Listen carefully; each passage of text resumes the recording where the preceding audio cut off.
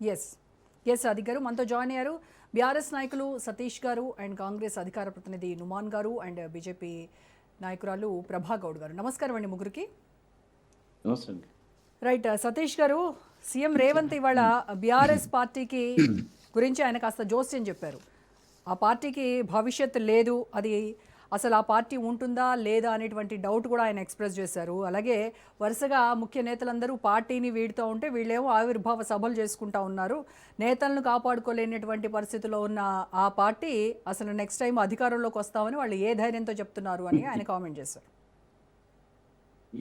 Future లేని party గురించి ఏం మాట్లాడతామండి. ప్రజెంట్ ఉంది, ఫ్యూచర్ అయితే లేదు. దానికి కాంగ్రెస్కి అందరికీ తెలిసిన విషయమే. అందుకే వాళ్ళ జీవన్ రెడ్డి గారు ప్రభుత్వంలో ఉన్నప్పుడు కూడా జీవన్ రెడ్డి గారు వచ్చి మా పార్టీలో జాయిన్ అయ్యారు. ఇంకా చాలా మంది ప్రజెంట్ ఇక చెప్పకూడదు కానీ చాలా మంది వాళ్ళ ప్రభుత్వంలో నుండి కేసీఆర్ గారి బీఆర్ఎస్ పార్టీలోకి జాయిన్ అవ్వడానికి సిద్ధంగా ఉన్నారు. అది ముందు ముందు తెలుస్తుంది వాళ్ళకే. ఇట్లాంటి ఇక అన్ని ఆయన చెప్పిన మాటలు ఏం నిజమని అంటే అన్ని దొంగ మాటలు చెప్పడం, ప్రజల్ని మోసం చేసిన తప్ప ఆయన చేసింది ఏం లేదు. ఒక విషయం మనం చెప్పుకుంటే గతంలో 14 ఏళ్ళు ఉద్యమం చేసిరు, 10 ఏళ్ళు పరిపాలన ఎంత అద్భుతంగా సాగింది కేసీఆర్ గారిది. దాని తర్వాత ప్రతిపక్షంలో కూడా మేము సైతం అంటూ ప్రజలందరూ కూడా అండదండగా ఉన్న రోజులు మనం చూస్తూ ఉన్నాం. 25 ఏళ్ళు పూర్తి చేసుకుంది అలా పార్టీ అంటే ఎంత గొప్ప విషయం. చాలా పార్టీలు వచ్చాయండి. ఆళ్ళ నరేంద్ర గారు కానీ, విజయశాంతి గారు కానీ, దేవేందర్ గౌడ్ గారు కానీ, నాగం జనార్దన్ రెడ్డి గారు కానీ, కోదండరామ్ గారు కానీ, షర్మిల గారు కానీ, ఆఖరికి కొత్తగా కవిత గారు కానీ, ఎన్నో పార్టీలు వచ్చినాయి, ఎన్నో పార్టీలు పోలే. వాళ్ళు ఎందుకు వాళ్ళు విఫలం చెందిన కారణం ఏంటి అంటే వాళ్ళ సొంత ఎజెండా. పార్టీలు అనేది ప్రజల్లో నుంచి రావాలి, ప్రజల్లో నుంచి పుట్టాలి తప్ప పగలు కుట్రల నుంచి పుట్టకూడదు అనేది ఇలా ప్రజలందరూ చూస్తూ ఉన్నారు. వాళ్ళ సొంత ఎజెండాతో ముందుకు వస్తారు కాబట్టి విఫలం చెందుతా ఉన్నారు, పోతా ఉన్నారు. కానీ ఇవాళ 25 ఏళ్ళు పూర్తి చేసుకుని 26 సంవత్సరాలకు వచ్చిందంటే ప్రజల పక్షాన కొట్లాడేది, తెలంగాణ సాధించింది. ఎన్నో ఏళ్ళు ప్రభుత్వ పథకాలను అద్భుతంగా ప్రజలకు అందజేసింది. ఈరోజు తెలంగాణ రాష్ట్రం అంటే ఖ్యాతి పొందే దిశగా దేశంలోనే నెంబర్ 1గా తీర్చిదిద్దడం. ఇవాళ రేవంత్ రెడ్డి గారు ముఖ్యమంత్రిగా ఉన్నా ఈరోజు కవిత గారు కొత్త పార్టీ పెట్టినా అన్నిటికీ కారణం తెలంగాణ తెచ్చిన కేసీఆర్ గారు కాదా? తెలంగాణ తెస్తేనే కదా ఇలా మీరు ముఖ్యమంత్రిగా కానీ పార్టీలు పెట్టే స్థాయికి ఎదిగారు అని చెప్పుకోవచ్చు. రెండోది, నిజంగా మేము అడుగుతా ఉన్నాం కాంగ్రెస్ నాయకులని, బీజేపీ నాయకులని, ఇంకొకరిని కూడా అడుగుతా ఉన్నాం. ఇవాళ కేసీఆర్ గారు కొట్లాడి తీసుకురాకపోతే ఆంధ్ర పాలకుల చేతులు ఇలా మన తెలంగాణ వాళ్ళు, మన రేవంత్ రెడ్డి గారు, లేకపోతే ఇంకోరు మన పొన్నం ప్రభాకర్ గారు, లేకపోతే ఇంకొక మంత్రి గారు ఇవాళ మంత్రులు ఉండేవాళ్ళ అండి? ఇలా మనకి ఇన్ని ఉద్యోగాలు వచ్చేడే అండి? ఇవాళ ముఖ్యమంత్రి స్థానంలో రేవంత్ రెడ్డి గారు ఉండేవారా? మనం సమైక్యాంధ్రాలు ఉంటే అనేది గుండె మీద ఒట్టేసి చెప్పుకోవాలి. ఈరోజు తెలంగాణ సాధించడం కాబట్టి కదా ఇలా తెలంగాణకు 2వ ముఖ్యమంత్రిగా ఉన్నావు అంటే అది ఖ్యాతి ఎవరికి దక్కుతుందండి? మన ప్రాంతం వాళ్ళకు ఉద్యోగాలు రావాలి, అది కేవలం ప్రభుత్వ ప్రైవేట్ రంగంలో కాదు కదా, రాజకీయ రంగంలో కూడా కదా. ఇలా ఇన్ని అవకాశాలు పెరుగుతుందంటే కారణం ఆ రోజు ఆలోచించి వ్యూహం రచించి తెలంగాణ తెచ్చుకుందాం, కొట్లాడి తెచ్చుకుందాం, ఎంత దూరం అయితే అంత దూరం పోదామని చెప్పి బీఆర్ఎస్ పార్టీని స్థాపించి పార్టీని మన ప్రాంతం కోసం, మన నీళ్ళ కోసం, మన నిధుల కోసం కొట్లాడి తెచ్చిన పార్టీ ఇలా 26 వసంతాలకు వచ్చిందంటే ఎంత అద్భుతంగా వాళ్ళ ముందుకు సాగుతుంది. ప్రజలు ఆదరిస్తున్నారు అనేది ఒకటి గుర్తుపెట్టుకోవాలి. ఏది ఏమైనప్పటికీ కూడా ఇంత అద్భుతంగా ఈరోజు ప్రతిపక్షంలో ఉన్నప్పటికీ అంగబలం, అడ్డబలం, డబ్బు బలం, రాజకీయ బలం, ఇంకో బలం, ఆ బలం, ఈ బలం ఎన్ని చూసినా కూడా ఎంత ఓటు పర్సంటేజ్ బీఆర్ఎస్ పార్టీకి వస్తుందని ఒకటి గమనించాలి. గతంలో ఏదో కల్లిబొల్లి మాటలు చెప్పారు, ప్రజల్ని మోసం చేసినారు. ఇప్పుడు మోసపోవడానికి ప్రజలు సిద్ధంగా లేరండి. ఇలా ప్రజలు ఎడ్యుకేటెడ్ అయ్యారు. సతీష్ గారు, మీరేమో చాలా పార్టీలు వచ్చాయి తెలంగాణలో, కొత్తగా పుట్టాయి, పోయాయి, మక్కలో పుట్టి పుబ్బలో పోయిన పార్టీలు ఎన్నో ఉన్నాయని చెప్తున్నారు. అయితే బీఆర్ఎస్ ఏమో మీది సొంత అవన్నీ కూడా సొంత ఎజెండాతో వచ్చాయని మాట్లాడుతున్నారు కదా. మరి బీఆర్ఎస్ ఏ ఎజెండాతో వచ్చింది? అంటే సొంతంగా ఆస్తులు సంపాదించుకోవాలనేటువంటి ఎజెండాతో వచ్చింది. ఇవాళ అవన్నీ కూడా ఆస్తుల పంపకాల్లో విభేదాలు వచ్చి ఆ కుటుంబంలో కలహాలు మొదలయ్యాయి. అవన్నీ కూడా నా మీద రుద్దొద్దు, కాంగ్రెస్ పార్టీ పైన రుద్దొద్దు అని చెప్తున్నారు రేవంత్ రెడ్డి.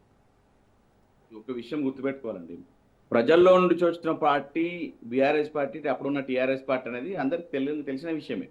ఇప్పుడు మనం గుర్తుపెట్టుకోవాలండి రోజా గారు, దేశంలో తెలంగాణ అనే పదాన్నే నిషేధించిన రోజుల నుంచి జై తెలంగాణ, జై తెలంగాణ అనే నినాదంతో దిక్సూచులు దద్దరిల్లా ఇలా తెలంగాణ తీసుకొచ్చిన పార్టీ అంటే ఏదంటే టీఆర్ఎస్ పార్టీ. అప్పుడున్న TRS party BRS party. TRS party అలాంటి తెలంగాణని మీ పార్టీ పేరులోనే లేకుండా చేసుకున్నారు కదా. ఎవరు అన్నారండి? అరే తెలంగాణ అంటే పార్టీలు తెలంగాణ బీఆర్ఎస్ కదా, భారత రాష్ట్ర సమితి కదా. ఒక్క విషయం అండి, అదే అంటున్నా అండి. అప్పుడున్న పరిస్థితుల్లో తెలంగాణ రాష్ట్రం అంతా 10 ఏళ్ళు సస్యశ్యామలంగా, సుభిక్షంగా, పంటలు అద్భుతంగా పండినాయి, నీళ్లు వచ్చినాయి, సకాలంలో ఎరువులు అందినాయి, అద్భుతంగా ముందు సాగినాయి. పక్క రాష్ట్రాలందరూ ఖచ్చితంగా మళ్ళీ కేసీఆర్ గారు మా రాష్ట్రానికి వస్తే కూడా మా బతుకులు బాగుపడుతున్న ఒక ఉద్దేశంతో బీఆర్ఎస్ పార్టీ ముందుకెళ్ళింది. భారత రాష్ట్రం కేసీఆర్ గారు మన ప్రాంతం బాగుపరుస్తూ ఈ రోజు పక్క రాష్ట్రాలు కూడా వాళ్ళ ప్రయోజనాల కోసం పనిచేయడం తప్పెందుకు. ఇప్పుడు మోడీ గారు ప్రధానమంత్రి అయినప్పటికీ కూడా అప్పుడు ఇక్కడ ఏ ముఖ్యమంత్రి అంటే ఆయన వీళ్ళందరూ పనిచేస్తలేరా అండి? పక్క రాష్ట్రం ప్రజలందరూ మన ప్రజలే కదా అనే ఒక ఉద్దేశంతో ముందుకు సాగిరు తప్ప తెలంగాణను వదిలిపెట్టలేదు కదా. తెలంగాణ బాగు కోసం తెలంగాణ అంటే ఏ రోజన్నా ఎవరన్నా తెలంగాణను ఒక మాట అన్న రోజులు ఉన్నాయంటే కేసీఆర్ గారు అన్నప్పుడు ఈ రోజు ఇదే తేజస్వి సూర్య గారు ఎంత అధ్వానంగా మాట్లాడుతూ ఉన్నారు. ఏ ఎంపీ అన్న దానికి స్పందించిండా? కాంగ్రెస్ 8 మంది ఎంపీలు ఉన్నారు, బీజేపీ 8 మంది ఎంపీలు ఉన్నారు. ఏం చేసిరండి?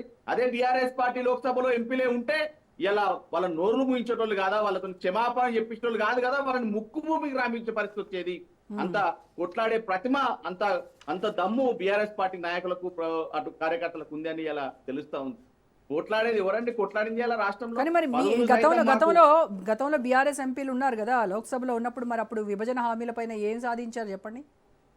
చూడండి, ఈ రోజు గనక బీఆర్ఎస్ ఎంపీలు లేని లోటు తెలుస్తోంది. బీఆర్ఎస్ ఎంపీలు గనక ఉండుంటే రణరంగం చేసేవాళ్ళం అని చెప్తున్నారు కదా. మరి బీఆర్ఎస్ ఎంపీలు ఆనాడు ఉన్నప్పుడు విభజన హామీల పైన మీరు ఏమి సాధించారు?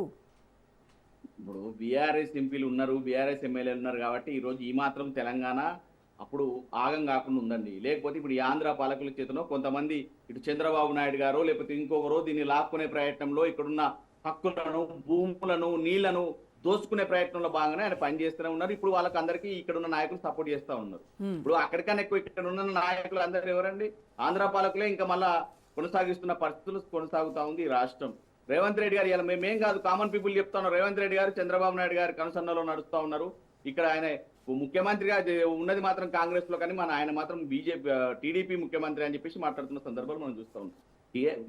ఇట్లా బీఆర్ఎస్ పార్టీ మాత్రం అట్లా కాదండి. ఇలా బీఆర్ఎస్ పార్టీ ప్రజల్లోంచి పుట్టింది, ప్రజాక్షేమం కోసం కొట్లాడుతుంది. ఈ రోజు తెలంగాణ రాష్ట్రంలో ఏ బిడ్డ ఏ అన్యాయం జరిగినా అన్నా అంటూ ఇలా తెలంగాణ భవన్ వైపు తరలి వస్తురా, లేకపోతే బీజేపీ ఆఫీస్ పోతురా, కాంగ్రెస్ ఈవెన్ దో ప్రభుత్వంలో ఉన్న గాంధీ భవన్ ఎవరైనా పోతురా అండి? ఎవరు పోతలేరు. ఏది కావాలన్నా కూడా ఇలా ఖచ్చితంగా మా కేటీఆర్ అన్న అయితేనే మాకేమన్నా హక్కుల కోసం పోరాడగడతారు, ఇంత చదువుకున్నోళ్ళు, తెలివి ఉన్నోళ్ళు, జ్ఞానం ఉన్నోళ్ళు అని చెప్పేసి ఇక్కడికి పోతున్నారు. అక్కడికి పోయి ఆ గాంధీ భవన్లకు పోతే ఏమొస్తుంది? వాళ్ళ పరిపాలన చక్కరాదు. వాళ్ళ శాఖల మీద వాళ్ళకే పట్టులేదండి. వాళ్ళ శాఖల్లో అసలు ఆ శాఖలో మనం ఏం చేయగలుగుతాం? ఎంత నిధులు వస్తాయి? మనం ఎంతవరకు ప్రజలకు సేవ అందించగలం, లేకపోతే ఇంకేమైనా సంక్షేమాలు చేయగలం, ఏమైనా ప్రాజెక్టులు కట్టవాలనేది వాళ్ళకే ఆహ్వానం లేదు. వాళ్ళు ఇంకా రాష్ట్రాన్ని ఏమి ఉద్ధరిస్తారండి? కాబట్టి ఏది ఏమవ్వలేదు. గతంలో కేసీఆర్ కి రేవంత్ ఒక సవాల్ విసిరారు. అదేంటంటే బీజేపీతో పొత్తు పెట్టుకోను అని దేవుడి పైన ప్రమాణం చేస్తారా? ఇప్పుడు అవి మనం డిసైడ్ చేసేది కాదు. ఒకటి బీజేపీతోని పొత్తు పెట్టుకోను అనేది సవాలు విసరడం. ఆయన ఎవరండి? రేవంత్ రెడ్డి గారు ఎవరండి విసరడానికి? అసలు ఆయన అనడానికి ఎవరు? ఎన్నో పరిస్థితులు గతంలో చంద్రబాబు నాయుడు లాంటి గారినే పొత్తు పెట్టుకుని జై తెలంగాణ అని అనిపించిన గొప్ప వ్యక్తి కేసీఆర్ గారు కదా. ఎంతో మందిని తెలంగాణ బాగు కోసం, తెలంగాణ వ్యవస్థ కోసం, తెలంగాణ బాగు కోసం ఏదో ఒకటి చేయాల్సి వచ్చిన సందర్భంలో ఏం చేస్తారో అప్పుడున్న వాళ్ళ పెద్దలు కేసీఆర్ గారు తీసుకునే నిర్ణయాన్ని బట్టి ఆధారపడతారు. కానీ ఇప్పుడు ఎట్లా చూస్తే చెప్పగలుగుతామండి? నేను చేయగలవా? ఇప్పటి వరకు 60-70 సార్లు ప్రధానమంత్రి మోడీ గారిని, అమిత్ షా గారిని కలిసి ఈయన సాధించింది ఏంటండి? ఇలా అడుగుతా ఉన్నాం. ఈయన సాధించేది ఏం లేదు కదా, తెచ్చింది కూడా ఏం లేదు కదా.